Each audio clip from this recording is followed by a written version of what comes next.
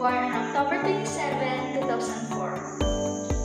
So, I was raised at Taga Pinagpok, Kalinga, but I'm also a half Itanugtog and Imangan.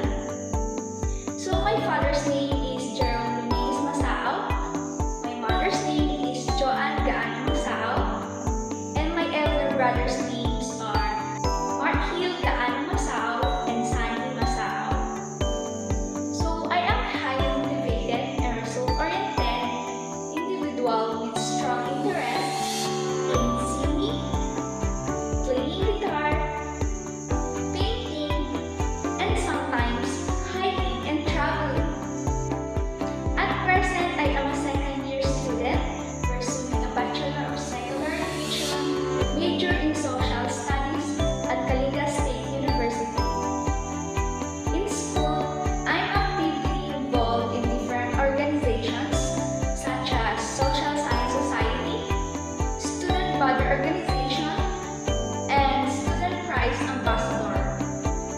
I can say that I am a quick learner and possess excellent public speaking, visual spatial intelligence, and communication.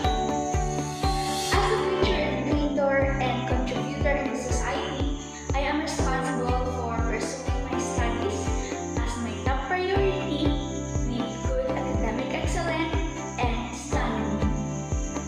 I only have a simple goals in life: to finish my studies and pass my licensure examination for teacher. Right after, I want to pursue my profession and get a masteral and doctorate degree. After all, I will build my own house and for my parents, invest a business, and of course, I will give the best things that my family deserve to have, like providing their basic necessities. And if God's will, I am ready to have a partner and create my own family. That's all.